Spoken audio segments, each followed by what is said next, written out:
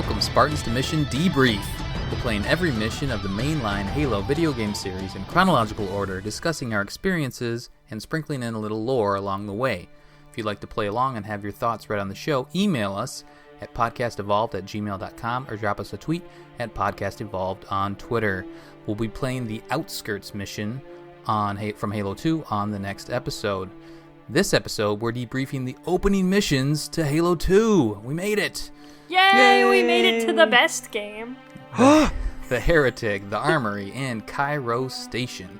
I'm your host, Colin Perkins, alongside David Arnold. Chris is a heretic. Is that what the script says? Krista Brown. Shit's about to get real. That's right. David, come at me, bro. You're so far away. I will fight you. Yeah, I mean, you gotta get a couple plane tickets, but we can fight. It's gonna happen. The internet thread, the empty internet thread is actually gonna happen. It's gonna be bigger than Jake Paul versus KSI. It's gonna be great. Alright, since this is the first mission debrief for Halo 2, we're gonna do a quick run-through, quick overview of Halo 2 to put everything kind of in perspective and context when it was released, all that fun stuff. So Krista's gonna take you through that now. Alright, developer is Bungie, our old friend, our old buddy, our old pal. The original release date was November 9th, 2004. Remaster was November 11th, 2014. Roughly 10 years apart. They didn't quite get it to the day like they did for the original CE, but that's okay. We can deal with a couple days off. There are 15 missions, 14 are playable. Some of them more playable than others. Some of them, like the Armory, is just, hey, this is how you use the sticks. That's playable. That Like, counts. thanks. Thanks. And then you go into the elevator and that's it. But whatever. Other treasures or games released in this year: Half-Life 2, World of Warcraft, Grand Theft Auto San Andreas, Fable, Rome, Total War, Katamari Damacy, Metal Gear Solid 3, Snake Eater, Spider-Man 2, and Red Dead Revolver. A lot of good stuff coming out in 2004. Absolutely. I mean, WoW is a huge one, right? There's a lot of... This is a pretty good lineup. I don't know. It's okay. The Metacritic score right now is 95. Don't know where those 5 points went. Where'd they go? Who took them? Who stole those 5 points? It's when they added lock. You took the 5 points away. We'll get to that later. So, we are individually playing Halo 2 Anniversary, so the MCC, Master Chief Collection, on normal difficulty. You can play it on whatever difficulty you like, of course. We're just lazy. There is a lot of additional content in Halo 2 Anniversary if you're playing just the 360 version. Also, some of the cutscenes actually are completely differently paced. So if you are actually playing on the Master Chief Collection, you can flip back and forth and you'll be like 5 minutes back into the cutscene when you're flipping back and forth. So, they definitely tried to do a more cinematic approach. But, shout out to those of you playing Legendary Solo. You know, just keep your head up. You'll get to the next checkpoint eventually. The tears of joy will flow. And then the tears of sadness and frustration will, of course, hopefully dissipate, but you are playing Halo 2 Legendary Solo, so it's your own fault. It'll be worth it. It'll be totally worth it. It's not, though. It's not. It's not. So the Halo timeline covered in this game is October 20th, 2552 to November 3rd, 2552, and... Wait. Then there's a little fun thing that happens, forward, right? There's lots of stuff that happens in this game. Yeah. So it's like October, November-ish, and then retold on October 27th, 2558 with the lock cutscene. We'll get to that later. And the one of the most interesting things about the release of Halo 2 was the I Love Bees ARG. It was one of actually the first ARGs to be used in video games, which is like this... We've seen very similar things with other games and in other Halo stuff, but this was kind of the first of its kind, kind of the viral marketing campaign where they have hidden messages and they take you to a hidden website, and that's where they devolve some information. Did you guys actually participate in this? Because I was like 3, so... Absolutely not. Yeah, it didn't hit I my had no radar idea at this all. was even happening. Okay. I've looked at it since then, and if you want to look into it, ilovebees.co, I think maybe is the website. You can still go check it out. There's, all the goodies are there for you to kind of inhale and gobble up and Inhale that try to lore. make sense of. I've gone through it since then, and I wasn't a huge fan of it, but I've heard people that really like it. It's not official canon. It's like canon. Was it canon light? But it's like it's kind of canon, but not official canon. Is that right? Yeah.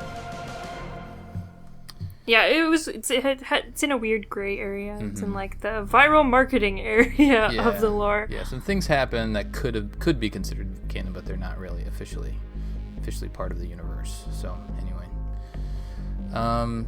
we I guess last mission, right? Last mission, we finished Halo 1. So we blew up the Halo and escaped on a long sword, not a broadsword, as David incorrectly corrected me. Whatever. On the 343 Guilty Spark also escaped, as you saw in the legendary ending. And as we're about to find out, so did Sergeant Johnson. This mission... What?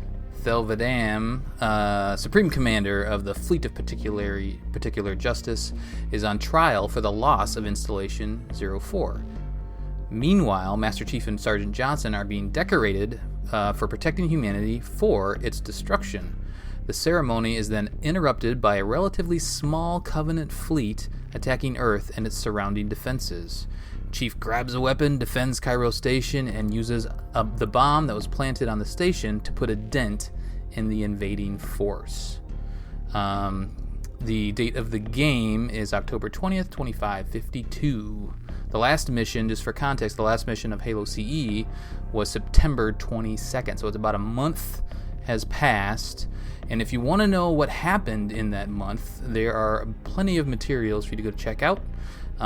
Check out the Halo graphic novel that was released in 2006. I'm sure you can probably find a physical version somewhere. The digital version is out there. It has 4 stories. The Last Voyage of the Infinite Succor, that's where Thel and Artas Vadam are both featured. So Thel's the guy on trial at the very beginning of the game. So it gives some context around they were at the Halo, the original Halo that we just blew up, and they essentially escaped or pulled out their forces. So it puts some context in that, and that's part of the reason, that is the reason that Thel is on trial, because he pulled out. There is a story called Armor Testing that just puts into perspective, hey, this Mjolnir armor is kind of like upgradable, and you can swap out different components of it and things like that, so that it helps explain what you do in the armory. Breaking Quarantine explains how Johnson got off the Halo, to a degree. It explains how he got away from the flood, essentially. And then Second Sunrise over New Mombasa puts some perspective about New Mombasa, what happened, how big of a city that is, and we'll be visiting that in the outskirts on the next mission. Then there's Halo First Strike, which is a novel. Definitely read it. One of my favorite books in the Halo novel series. That explains how Chief and Johnson get back to Earth, and a ton of other cool stuff that happens. So that is the largest kind of chunk in the timeline, is if you read that book. There isn't we're going to be doing the podcast Evolve will have a book club on it at some point. There isn't one yet, so you got to read it on your own. Do it. It's great. Do it. Very good. All right, so we're almost there. There's more stuff. You also want to go in on YouTube and check out, there's 2 prologue terminals that you want to check out. One's called Beholden, and that one explains how the Covenant found Earth. And the Covenant, specifically the Prophet of Regret. So he's one of the 3 guys in the original cutscene there. So he's the guy that finds Earth because of that cutscene there. And then there is another one called Unyielding that explains, essentially, there is stuff that happened in First Strike, and Fred and Linda essentially then go and talk to the UNSC council about it. They get debriefed. Mm-hmm. They get debriefed, that's right. And then it cuts to the probe relay station, which is outside Io, Jupiter, which is the moon of Jupiter. And that is when they kind of essentially are discovered that the Covenant have come to Earth. One more. This one's weird. If you're playing in chronological order, this cutscene, the opening cutscene, is going to feel weird. If you're playing on the Master Chief Collection, the Halo Anniversary. But if you've played through all of the games, then this will make a little bit more sense. Essentially, John Locke is talking to the Arbiter, and Locke is looking for Master Chief. There's other stuff that happens, but it's weird if you're playing in chronological order, so we're not going to get too in depth. It's so silly where they put it. Like, I understand weird. Why they have it there. They were trying to they're trying to help the hype for Halo 5 by kind of piggybacking off of the hype for Halo 2 Anniversary when Master Chief Collection came out by adding this cutscene in. But one, this cutscene never really amounts to anything. And two, it's just in a strange position where it, like, if you are playing Halo 2 Anniversary, you have to watch this cutscene. It's not, like, hidden, it's not in its own separate little thing. It's literally just been integrated straight into the beginning cutscene of the game. Mm-hmm. And sorry, I misspoke. It's not John Locke, it's Jameson Locke. Excuse me. Jameson Locke. We can't have too many Johns. No. It gets too confusing. Too many Johns. All right. So if you got all that, if you have some history, great. This, Halo 2 makes way more sense. If you don't, look into those resources. Check that sort of stuff out. A lot of the things that we're going to be doing in this game will make a lot more sense. Halo 2 on its own makes sense, but it also is a lot of information that's throwing at you. So if you play through it the first time, it may take you a second time to play through for kind of everything to sink in. All right, so let's start with the opening cutscene. I'm just going to hand this off to you, Krista. So the Heretic. Okay. What's going on in this opening cutscene? So you get a glimpse into just the basics of the Covenant hierarchy because their hierarchy is so religiously bound. It's everything you do has to be, with the religion and everything like that. So because the ring was sacred, Arbiter was supposed to protect it. He is basically committing heresy against. Oh, whatever. At this point in time. At this point in time, yeah. So Thiel, I'll allow it. Yeah, whatever. But because he let the ring fall into ruin, he is committed, a heretical act against the religion, and of course is dealt with as so. So we see him at his trial. The three main guys with their weird floaty chairs and crowns are actually the top of the food chain in the Covenant Society. They are the prophets. They speak for the Great Journey, the Halos, the Forerunners, whatever you want to call it. So you have the Prophet of Truth, the Prophet of Mercy, and the Prophet of Regret. The Prophet of Regret is the one that is currently a hologram. The Prophet of Truth is the middle one, and the Prophet of Mercy is the one to the side. The Truth is kind of the head honcho, right? And then, Truth and Regret are kind of battling out for, who's most in charge, I think. It's a very... between the three of them, it's a power struggle. I mean, they tried to diplomatically, hand the powers off to the three of them so it wouldn't get corrupted, but... As you learn through extended lore, the Covenant is just literally corruption. It's a bunch of lies and treachery to have all of these alien races indoctrinated and kind of do their bidding. So these three guys are bad dudes. They're going to do whatever it takes in their power to have as much control over everything around them as they can. So they can continue to float around in their floaty chairs. Yeah, in their magical floaty chairs. And we haven't even talked about their race. So these guys look really weird, right? We haven't seen these guys before. We haven't fought these guys before. These are the Sanshihum. They're almost a very crippled race. They're just smart. They're like eggheads. They can't actually battle. They don't do anything. They're kind of more of the researchers and scientists of the actual hierarchy. They live a long time, I believe, too. That's part of the reason. They live a long time, but their reproductive thing is very limited, which is why there's never a lot of them. Mm-hmm. And that harkens back to Forerunner days that we're not going to go into. But so that's why there's so many different different races in the Covenant because each one has its own little duty to help the prophets do whatever bidding they need to be done. So they also talk about the Great Journey, which we talked about a little bit in Halo, but it through the cutscenes and all of the terminals and stuff. But it's basically, they believe that the Forerunners were gods. They left all these creations on their planets in order to lead them to where the Forerunners went. Of course, the Forerunners all just click-clacked themselves to get rid of the Flood. So, so they don't understand that at all. They think they transcended and became divine. Mm-hmm. So they're doing everything they can to basically kill themselves and become divine like a crazy cult that eats poison applesauce. Yeah.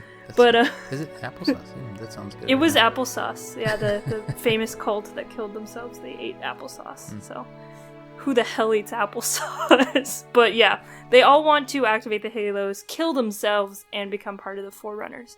So that's what they mean by the Great Journey. It's basically just the act of activating the Halos. And it's probably been implied, but the Forerunners are responsible for all this cool tech. Yes. So they're chasing after, and the Forerunners lived a long, long time ago, and they were super advanced, and they left all this stuff for the Covenant, for everybody essentially to stumble across. And the Covenant found it first, and they think it's awesome. They think it's awesome, but they think, like, the Foreigners left the tech in order for, like, races to lift themselves up and to become, more worldly and to take up the mantle of responsibility to protect all the other races. But the Covenant see it as literally, we need to use their weapons and kill ourselves with them. Yeah. And so then back to the cutscene, they're essentially blaming Thel for the destruction, and he's on trial. Yes. So they brand him as a heretic, which, I mean, they don't execute him, they just brand him with the Mark of Shame, which, if you know Sangheili culture, or the elites, also known as the Sangheili, if you know their culture at all, it's all very based on honor. It's almost very Japanese kind of samurai. It's all very based on honor and duty and all that stuff. So to be branded with a Mark of Shame is basically your life is over. Yeah. Mm-hmm. So, I mean, he's never going to be able to own a fleet, which is one of the biggest honors you could ever get, was him being a fleet head. Mm-hmm. Is just like top of the rank. That's what everybody wants to be. They want to own their own fleet. So now he's never going to be able to do that. It's just, it gets very political with them. He's basically going to become an outcast after this. Yeah, it's after this lovely branding. And also we see these big fuzzy gorillas. What's up with those guys? Who are those guys? We saw them in Reach, right? Yeah, we did see them in Reach. So we're gonna learn a little bit more about them, but for now they're just the brutes. They look a little different than they did in Halo Reach, but they've kind of gone through a lot of metamorphoses. They look way better in Anniversary than any of the game too. They look awesome. It's the blur cutscenes, the beautiful blur cutscenes, very sexy, very shiny and sexy. But yeah, so the brutes are here, their brutes are back. We're gonna learn about them a little later, so we'll get into them as the story unfolds. But they're there, they're hanging out. So they're the shouting cutscene heretic. essentially kind of goes back and forth between the Covenant, and then it goes forward to Chief and Johnson. David, do you want to talk through kind of what's going on there on the UNSC side? Yeah, I really like this kind of cutscene, the way it chops back and forward between the two. It shows the two very different kind of ceremonies, which I kind of like. So you got like Chief and Johnson pretty much talking us through the setup of Earth, essentially. The way it's kind of you're on these big gun platforms, which are pretty kind of cool. And they exist in a cluster of 3, and they're all named after cities that they're supposedly in geosync over, and they kind of operate together, just these big Mac cannons. So it's a pretty kind of cool concept. So anyway, you're kind of getting medals, essentially. Sorry, I jumped the gun. We didn't talk about the armory, and that's my fault. We didn't talk about the armory. So there's a little bit of training here. You want to talk about the intro? Yeah, there's that intro. That's my fault. So essentially, you just get used to the controls. You got to talk to the I don't know, the southern kind of cranky armor guy as you're getting your new armor, and they also show that you're not gonna have to. What's that? Is he quartermaster? Is that what they call them? Yeah, that's probably right. Quartermaster. That's the right vernacular. And then it also shows how you're not gonna have to get health packs anymore, which is great. No more health packs. I don't like that. You like that? I don't like that. See, I don't like the health. Like, I don't like having this health bar and the shields bar. I'm okay with just having shields bar, and then, you're able to take 1 or 3 hits after that's depleted, and then you die. But I never like not knowing actually how much health you have. And that you just have this little shield that drops really fast. Okay, it comes up really fast, but you never know what your level of health is. Yeah, I do like it when in the later games the health bar is there, but it recharges just like the shields. Isn't that what Halo 5 did? Pretty sure. No, No, is it just a shield? Just a shield, pretty sure. It would be nice to have an indicator for that, though, that maybe recharged with the shields as well. Yeah. But anyway. And then so now you're in the Mark 6 now, right? Yeah, it's just you've got Mark 6 armor, so you're all upgraded up because everything in your suit is fried and messed up, which you think it would be after all of the events of everything that you mentioned, Colin. Yeah, and that's the thing, is like if you're playing straight through the games, you're kind of assuming that it was just from the Halo installation 4, the destruction of that, but there's a lot more that happens in between in that month. So there wasn't really a break on top of that. And so now his armor's in worse shape. Yeah, and then we get introduced to Sergeant Johnson, who is a character now. Who, like we said all through Halo CE, he wasn't a real character, he was just a model, essentially, that was voice acted. And now we have the character of Sergeant Johnson, who survives. And I liked that. At the time, I didn't know about First Strike, so it was just classified, and I was like, okay, that's just what they're going to say. Because the last time I saw him, he was holding hands or grabbing the ass of a as CE blows up. So I was like, yeah, that's probably pretty classified, but anyway. It was just a very quick way to kind of cover up and keep the story moving. That Johnson is alive. He was on CE with you, and here you are. Now essentially we cut back to he's talking about what you're on the space station. There's a big gun, big macro gun. There's 3 of them in a cluster, and then you get introduced to another lovely blur cutscene where you're being awarded medals. So is Johnson. Johnson gets his cool medal, and then it cuts back to Arbiter getting burned, or his armor stripped and stuff like that, and then it cuts back to Chief, or Miranda, I think, who is introduced. You have these Commander Keyes, who is Miranda Keyes, who is the daughter of Captain Keyes from the first game, Jacob Keyes, and it's never spoken about, but this is the daughter of Halsey, which I think we mentioned way back in Halo Reach, when we were talking about Halsey and whatnot. So here we have Miranda Keyes, who's a great character, who I think is wasted for her time, but we won't go in depth to that until the time is right. But she accepts Jacob's Key, a medal on behalf of Jacob's Keys. You imagine Chief was getting a medal as well. It cuts back to the Arbiter, who's stripped and naked and is about to get burned. So I thought this was cool to see like Sangheili without their armor. They're almost reptilian. It's really interesting. Yeah, very much so. And he gets burned, that brand on his chest of shame. And then I'm pretty sure that's the end of that side of it. Because then we have Cortana pops up, and she looks really cool. A little different now. She looks different than all the games. Yeah, she does. That's true. Cortana's infamous for changing her appearance. Did she always have that fade going on in the back? Whatever's going on in the back of her head, or not? Maybe that's her just hair? This game. Yeah. I don't know. It's just this game. Okay. I like Halo CE Cortana better than this Cortana. The way that she looks, her look. Continue. Okay.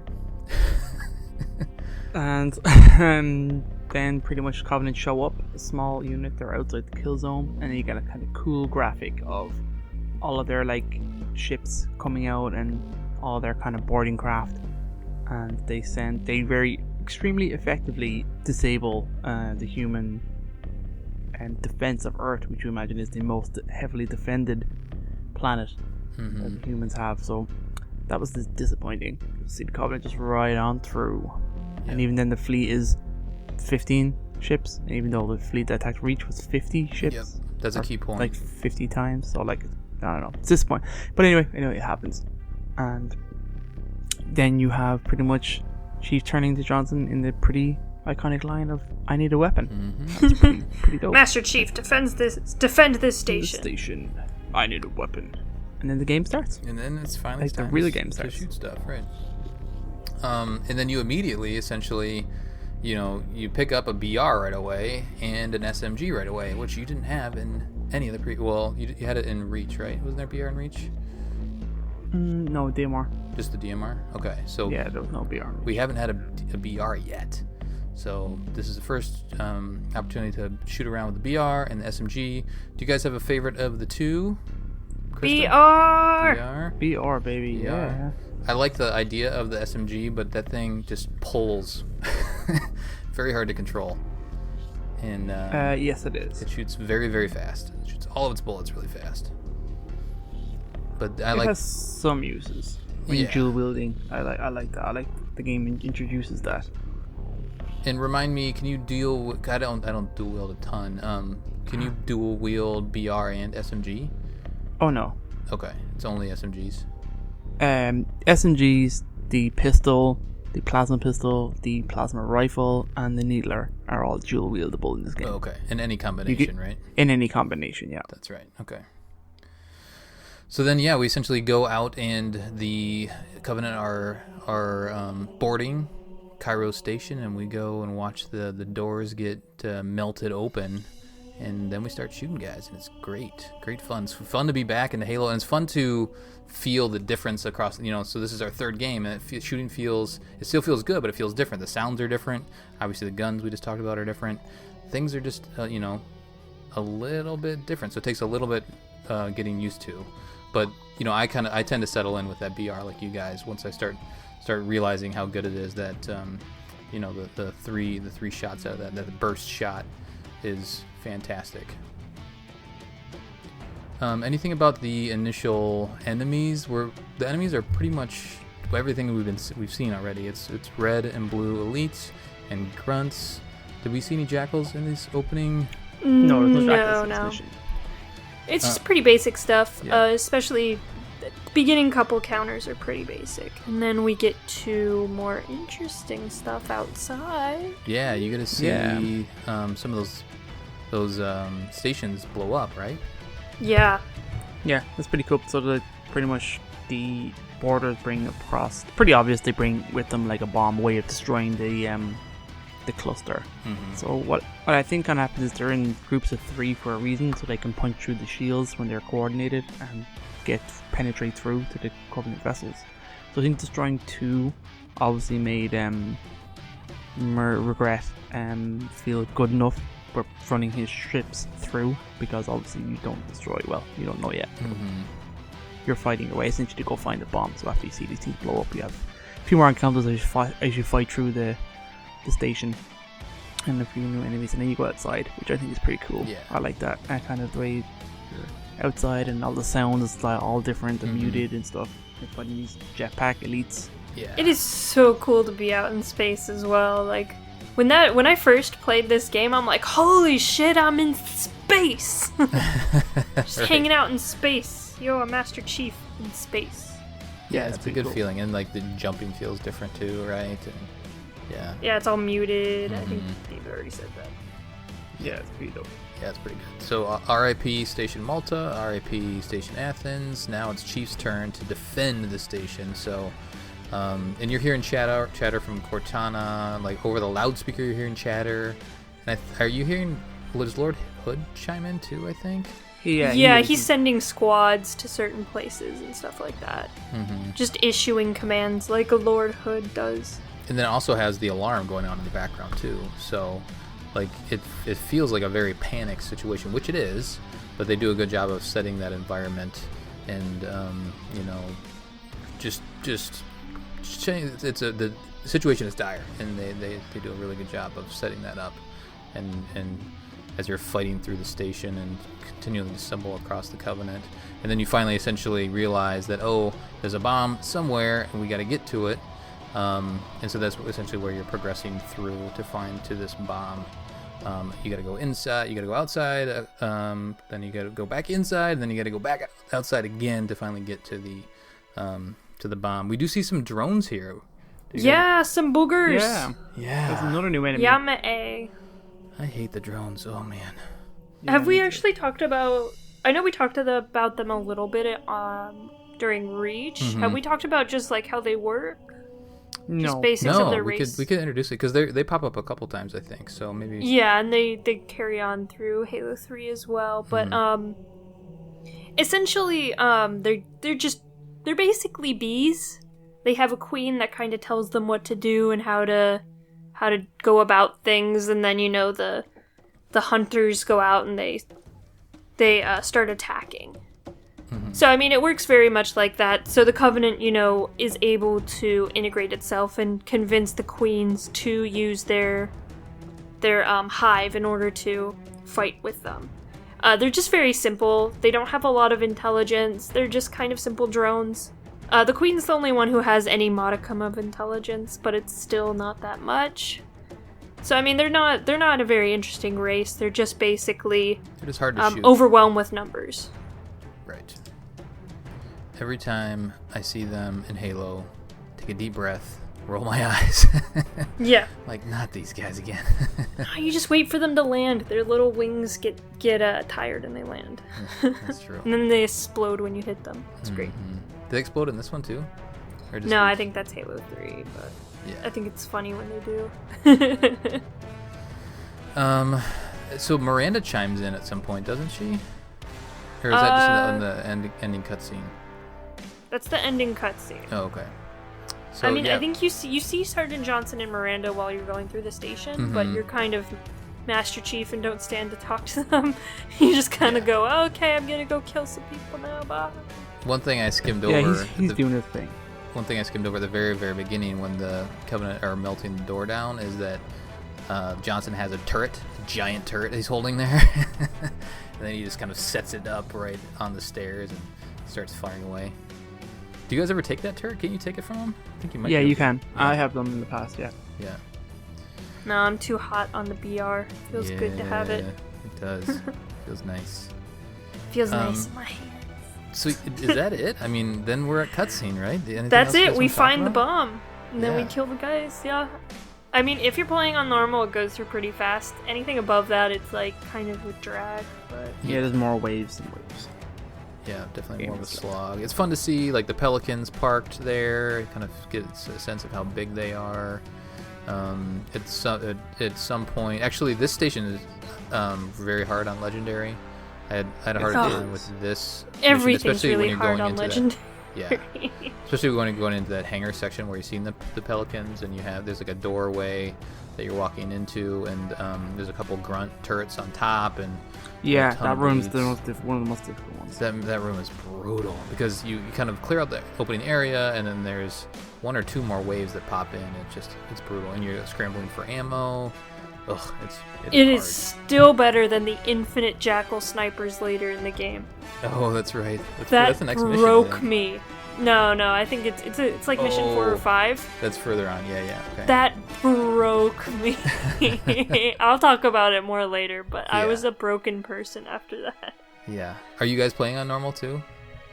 Right now I'm yeah. playing on normal. I'm deciding whether I want to boot it up to heroic or Yeah. not. I'm kind of going back and forth. It's like, maybe. Yeah. I like the game so much on normal.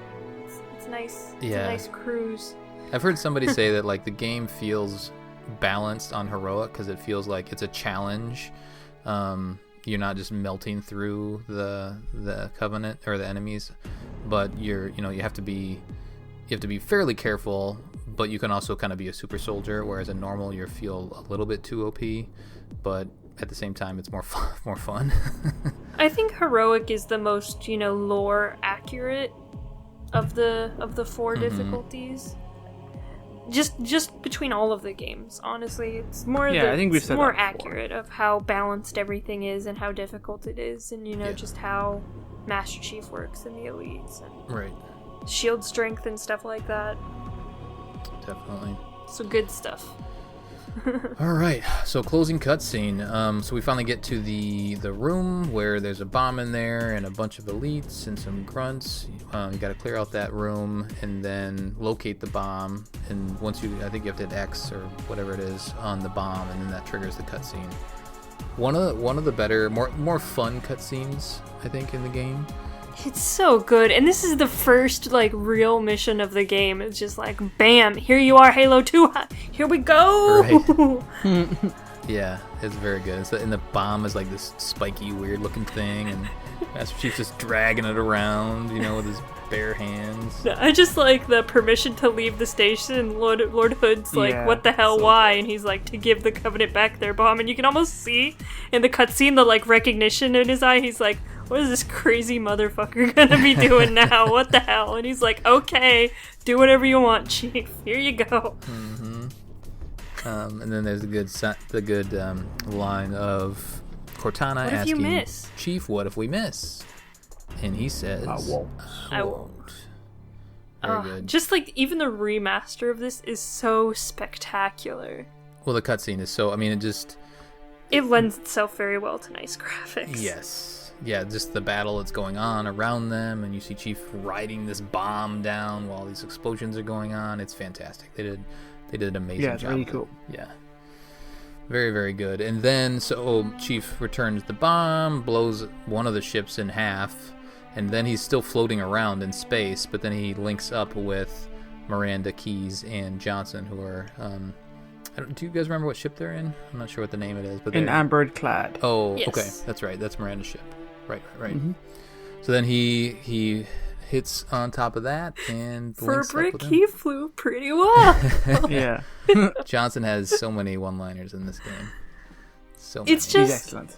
like just these couple of cutscenes bring so much more cinematic and character value into the Halo games. Like Halo CE was great for what it was, but these really just flesh out the universe a lot, make the characters a little more relatable and lovable and more of a personality, and just giving the universe a lot more context and like texture. Well, just like the faces for all of the characters. I mean, Chief is just a helmet, but I think Johnson looks great. Miranda looks great.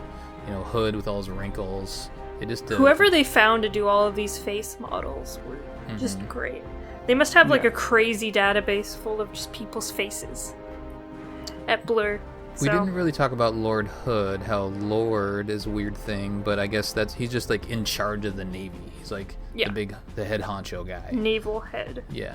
So he's the boss man, and he's got like a metal thing going on in the back of his head. Do you guys see that at all? Did you notice that? Yeah, it's an implant. Yeah, it's kind of like what for like Keys AIs had? and stuff. Yeah. Something like that, yeah. Most of the big captains have it for information and stuff like that. Okay, so he's not a cyborg. No. Well, everyone's kind of part cyborg in this universe Probably. anyway. That's actually- So Yeah. They all have implants. Lots of for implants, various yeah. functions.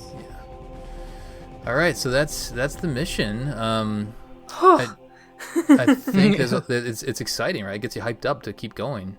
It's a great intro, just for like everything that it sets up. Like way more lore than the first game had in all of it. Like, Yeah. it's crazy. Yeah, absolutely. And if you had a chance to, before you're listening to this, kind of soaking in all the lore that happened between 1 and 2, as I mentioned, at the beginning of the show, it just the fact that you're defending, you stumble across. Well, see, you're defending humanity in Reach, then you stumble across this Halo ring, and then all this other cool stuff happens that it's up to you to go in and look into that stuff. But then the Covenant find Earth, so like a lot of stuff happens in this short little window of time.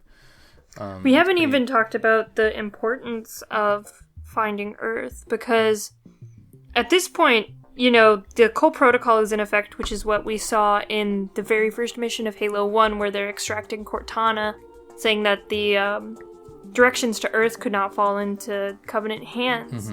So, up until this part of the war, the Sol system remains undiscovered by the Covenant, which is a crazy feat, because they have gone through a bunch of other human colonies and destroyed all of the planets. Yeah. So just by their ability to hide Earth is such a huge thing. And so when the Covenant Well, and are the found war's been in the Sol system... The war's been going on since 2525, is that right? Yeah. Yeah. So it's been So going on for, for like 25 years. Yeah, right. They were able to hide their home planet. And so when Covenant show themselves in the Sol system, that's a big deal. Like, that is, they have finally found our home turf. What are we gonna do? Right. I mean, Reach fell within days, and Reach was even more protected than Earth is. And of course, you know, since then they added all of these platforms to Earth and stuff like that with the Mac guns. But for its time, this was very, very significant. And the fact that, you know, the fleet wasn't as big, they were very confused about that. And that was revealed in one of the terminals we talked about, the prequel terminals. So yeah, the other thing that was mentioned in that prequel terminal, so it wasn't just that the Prophet of Regret found Earth, he was looking for the other Halos. And so this luminary that's explained in that cutscene essentially says you can get to all the other Halos via the Ark, and the way to get to the Ark is if you find Earth. And that's well, it's not even called. It's Air to Tyrene, and it's the portal to the Ark. They don't even know that it's the humans' homeworld at this point. They show up and they're like, "What the fuck? What did we find? What the hell?"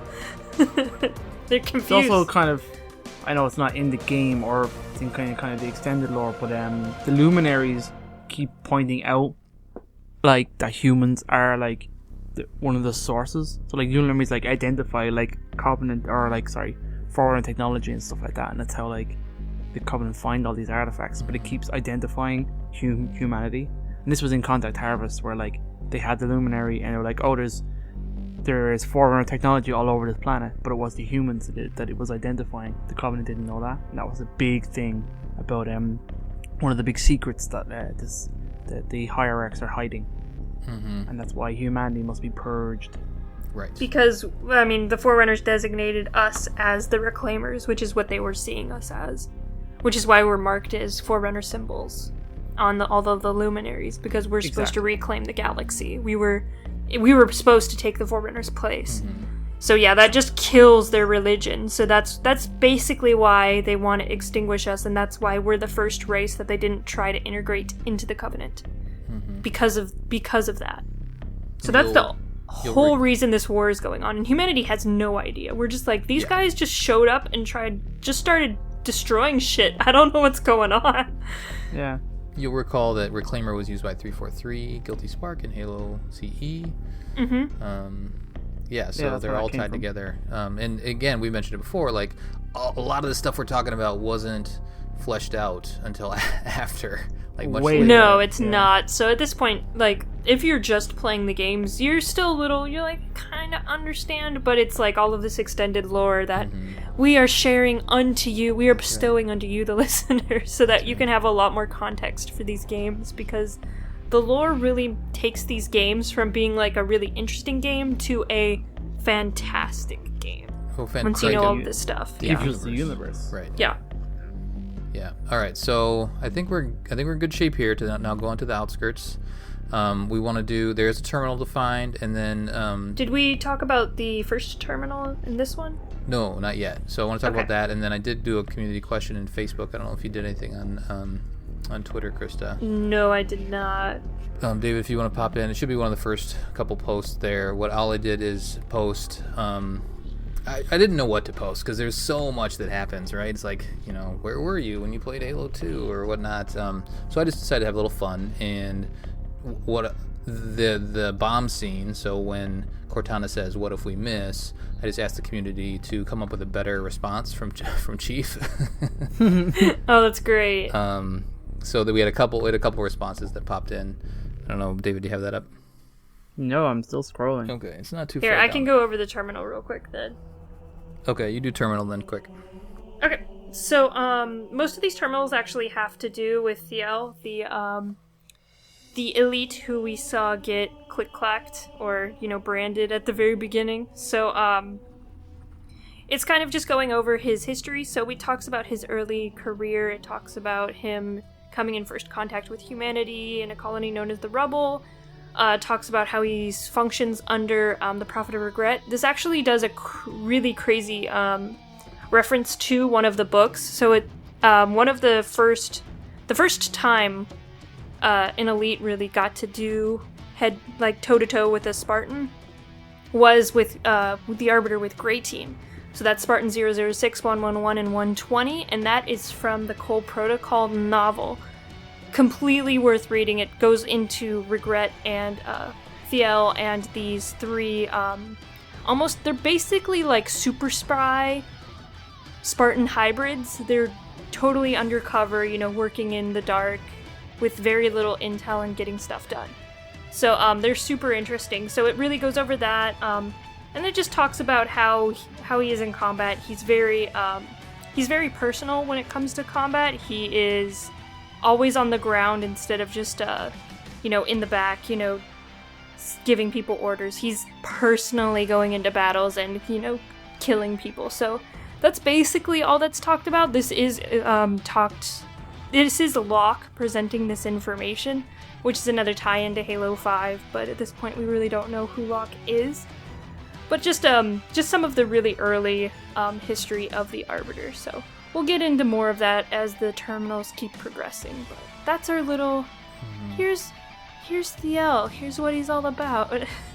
So Locke does, I think, a lot of these terminals, right? They're all kind of Locke terminals. So he's like the profiler. Yeah. He's doing a bunch of research, kind of looking into everything that's been going on in the Covenant, in the human Covenant War. And so we're essentially reading, they're getting updates on everything that he's uncovering here. And again, providing a lot of context as to what's going on. All right, community question. Anything? There was a couple funny ones, I thought. Did you find them, David? Yeah, they're pretty good. Yeah, I got them. We have, then we will both plummet to our deaths. So you got to read it again. Read this first. So. Oh, gotta read the phrase. Okay, all right. So, Colin Perkins posted in Facebook on August 31st, 7:24 p.m. Write better banter. Cortana, just one question. What if we miss? Master Chief, insert with the response here. Ian says, then we will both plummet to our deaths, which is exactly what would happen. What if you shut the hell up? So Ian, getting pretty saucy. That's right. Luke says, I never miss. That's pretty cool. Spencer Gibbons, relax, I'd rather piss this thing off, which is a quote from another game. I can't remember exactly where that's from. Is that Gears? Oh, it's the Grave Mind. Okay. Oh, yeah. Then we have Spencer Gibbons as well. Don't get any funny ideas. It's pretty funny. That's kind of when you think about when Chief and Cortana first kind of mingled in Halo CE. Ooh, that's kind of what he says to her. Mingled. That's all we got. That's all she wrote. Beautiful. Good times. All right, I'll come up with that was a fun one. We'll come up with some I enjoyed more, that one. Yeah, as we go on, as always. That's it. I have 2, maybe 3 bits of trivia that I want to say that's kind of cool. Okay, let's do it. The original design for the station was that it would be mobile and would move itself around to constantly align with the main gun on targets. As you notice, the station is actually static the whole time. And the player was supposed to be able to take control of the station's Mac gun. Wouldn't have that been dope? But that obviously got cut from the game. A lot got cut from Halo 2. I know. It's most of the Halo games. Halo 3 got cut from Halo 2. Turns out. Yeah, that's funny. This is the only level in which elites will wield plasma pistols. That's kind of interesting. Bungie had planned a level after this, where Master Chief would land on the Covenant ship, break in, destroy it from the inside out. This was shown in the announcement trailer where Chief jumped out of the airlock with no bomb. That's what he was doing. However, because of the deadlines, this level was cut from the game. Because I remember that intro or that trailer where he does go, well, like, what have you missed? And he goes, I won't. And he pulls the trigger and flies out. There's no bomb with him then. So I think that would have been actually pretty cool. The bomb was a great way to come to a middle ground, though, because it's a really iconic moment now. It is, and obviously, it's just an awesome cutscene, and even looks better with blur. It's also kind of important to note that this mission is the first time we ever see ODSTs. So in various airlocks around the mission, you have dead ODSTs on the ground. There's 4 in total in this mission, and this is the first time you've ever seen ODSTs in the Halo universe. Oh yeah. So well, chronologically. Well, I guess in release order. In release order. Obviously, they're all over Reach, which we've played to this point. Very cool. There you go, peoples. All right, well, stick with us. That'll do it for our debriefing of the opening missions of Halo 2. On the next episode, we'll be covering the outskirts from Halo 2. Send us your thoughts at podcastevolved@gmail.com or drop us a tweet at podcastevolved on Twitter. Until next time, evolved. Evolved! We did it! We got to Halo 2. The best Halo.